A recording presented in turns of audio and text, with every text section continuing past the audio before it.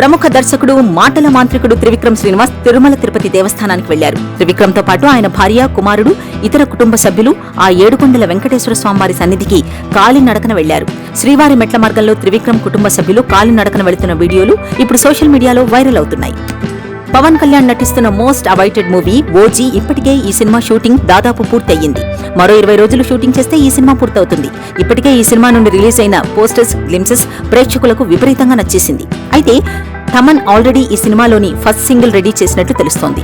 త్వరలోనే big announcement రాబోతుందని Thaman tweet చేశారు. దీంతో Pawan fans OG first single కోసం ఎంతో ఆసక్తిగా ఎదురుచూస్తున్నారు.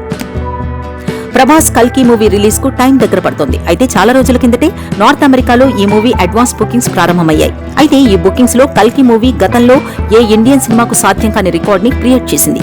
ప్రపంచవ్యాప్తంగా జూన్ 27న మూవీ రిలీజ్ కానుండగా అక్కడ జూన్ 26న ప్రీమియర్ షోలు కూడా ఏర్పాటు చేశారు. రవితేజ హీరోగా హరీష్ శంకర్ దర్శకత్వంలో తెరకెక్కుతున్న మిస్టర్ బచ్చన్ చిత్రం షూటింగ్ శరవేగంగా జరుగుతోంది. సోమవారం షో రీల్ పేరుతో ఇందులోని పాత్రల్ని పరిచయం చేస్తూ స్పెషల్ వీడియోను రిలీజ్ చేశారు మేకర్స్. నామ్తో సునా హోగా అనే ట్యాగ్ లైన్ తో వస్తున్న ఈ చిత్రంలో రవితేజ పవర్ఫుల్ క్యారెక్టర్ లో కనిపించనున్నట్టు వీడియోను రివీల్ చేశారు.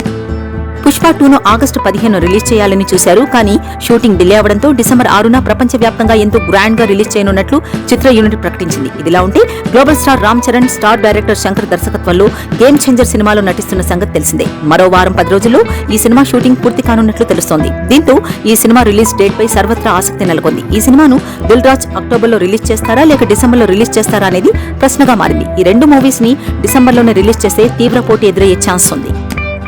వేరే భాషలకు చెందిన హీరోల్లో కొందరు మాత్రమే తెలుగులో మంచి మార్కెట్ ను, ఫాలోయింగ్ ని సొంతం చేసుకున్నారు. అలాంటి వారిలో విజయ్ సేతుపతి ఒకరు.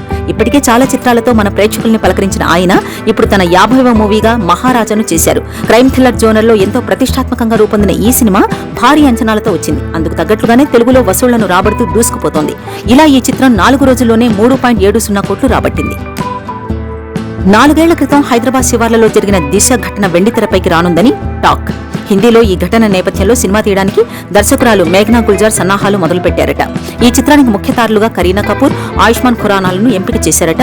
మేఘనా, కరీనా, ఆయుష్ స్క్రిప్ట్ చదివి గ్రీన్ సిగ్నల్ కూడా ఇచ్చారట.